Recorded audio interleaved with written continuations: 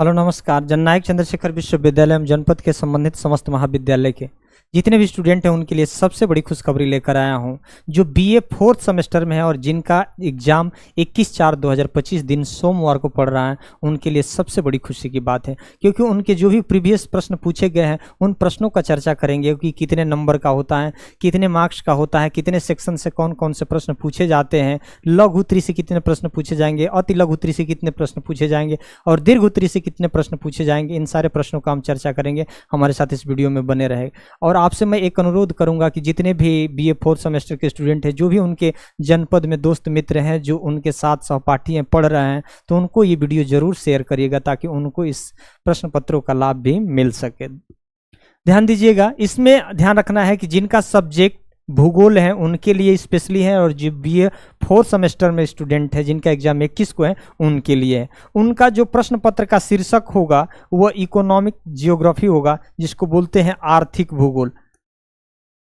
आर्थिक भूगोल।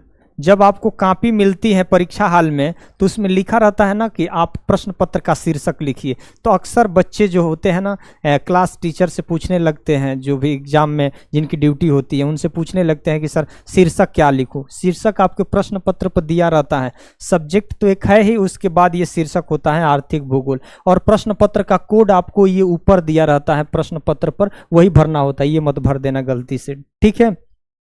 अब ध्यान दीजिए, कितने घंटे का पेपर होगा आपका? 2 घंटे का पेपर होगा। और कितने नंबर का होगा आपका पेपर? 50 नंबर का पेपर होगा। अब ध्यान रखिएगा, 25 + 50 + 25, इसमें ध्यान रखिएगा बराबर टोटल 100 होता है ना।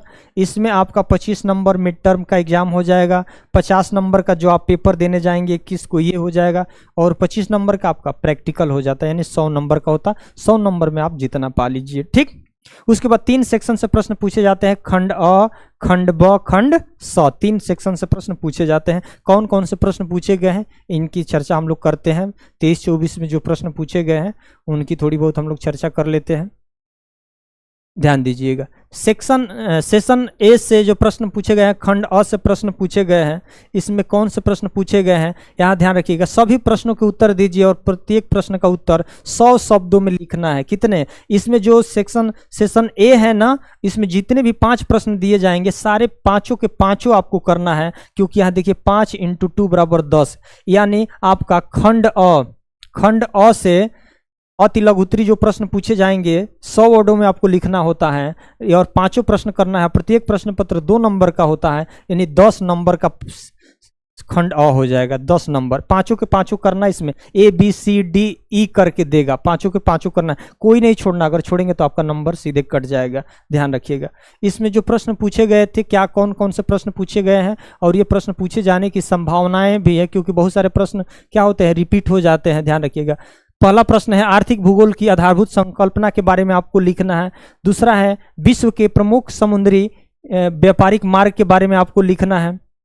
और तीसरा आपका हो जाएगा प्रश्न है जो उद्योगों का वर्गीकरण के बारे में लिखना है, सी। चौथा है विश्व व्यापार संगठन यानी WTO के बारे में लिखना है, वर्ल्ड ट्रेड ऑर्गेनाइजेशन के बारे में आपको लिखना है। और ई प्रश्न होगा टाइप ऑफ फॉरेस्ट यानी वन के प्रकार के बारे में लिखना है।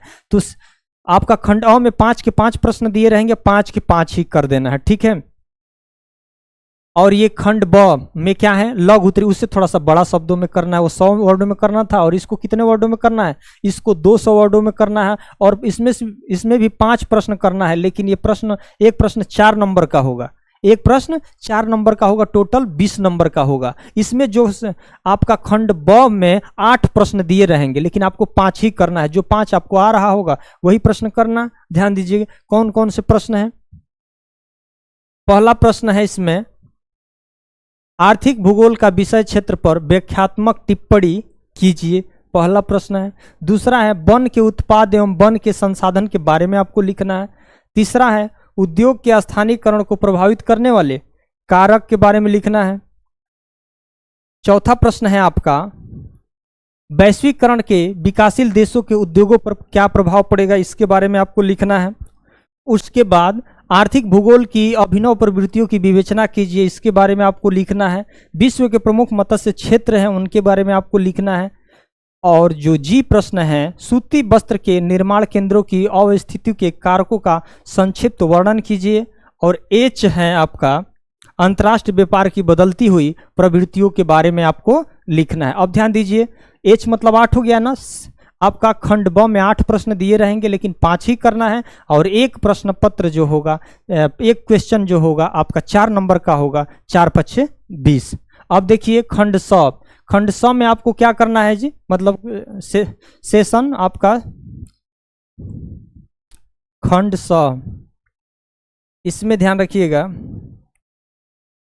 लॉन्ग आंसर टाइप क्वेश्चन है, दीर्घ उत्तरीय प्रश्न है। अब इस पहला वाले में हम लोग 100 वर्ड में किए, दूसरा वाले में 200 वर्ड में किए। अब यहाँ पे हम लोग करेंगे कितने वर्ड में, 500 वर्ड में करेंगे। Answer any question, 2 question answer to the each question should not exceed 500 words में करना है। 2 ही प्रश्न करना है, लेकिन एक प्रश्न कितने नंबर का, 10 नंबर का, तो ये 20 नंबर का हो जाएगा। 500 वर्ड में करना है, ध्यान दीजिएगा। इसमें जो प्रश्न देख लेते हैं, यहाँ बच्चों का प्रश्न कंफ्यूजन होता है, वो 3 और 4 5 6 लाइन से करने लगते हैं, इसलिए उनका समय क्या हो जाता है, कम पड़ जाता है, और बहुत महत्वपूर्ण प्रश्न भी उनका क्या होता है, छूट जाता है। ये थोड़ी सी आपको ध्यान रखना है। अब यहाँ दिया है ना, यहाँ ध्यान दीजिएगा, ये 3 नंबर प्रश्न दिया है ना, 3 ये है, संसाधन की संकल्पना और उसके वर्गीकरण का वर्णन कीजिए। यानी 3 करिए, नहीं तो 4 करिए, दोनों में से कोई एक करना है। वो लोग सोचते हैं यार 3 4 5 6 दिया, इसका मतलब सभी करना है, सभी कर लेते हैं। तो हम लोग कई बार एग्जाम ड्यूटी में बच्चों को देखे हैं, तो इसलिए हम आपको सावधान कर रहे हैं, ठीक। अथवा है ना, कोई एक कर लीजिए। चौथा प्रश्न है आपका, चौथा प्रश्न है आपका, वेबर के औद्योगिक स्थानीयकरण के सिद्धांत का आलोचनात्मक मूल्यांकन कीजिए। 3 4 में से कोई एक कर लीजिए, उसके बाद 5 6 में से कोई एक कर लीजिए। अब उसके बाद 5वां प्रश्न क्या है, 5वां प्रश्न है वान थ्यूनेन के कृषि भूमि उपयोग की अवस्थिति के सिद्धांत की विवेचना कीजिए। 5वां हो जाएगा। उसके बाद 6ठा प्रश्न हो जाएगा आपका, अथवा करके दिया ना, 5वां 6 में से कर दीजिए, विकासशील विश्व की अर्थव्यवस्था में WTO के प्रभाव का वर्णन कीजिए। 3 4 में से कोई एक करिए, 5 6 में से कोई एक करिए। आपका खंड अ में से सारे प्रश्न करिए, 5 के 5, आपका 10 नंबर का हो जाएगा। थोड़ी से एक बार इसका ओवरव्यू ले लेते हैं। आपका खंड अ से जो प्रश्न पूछे जाएंगे 10 नंबर का,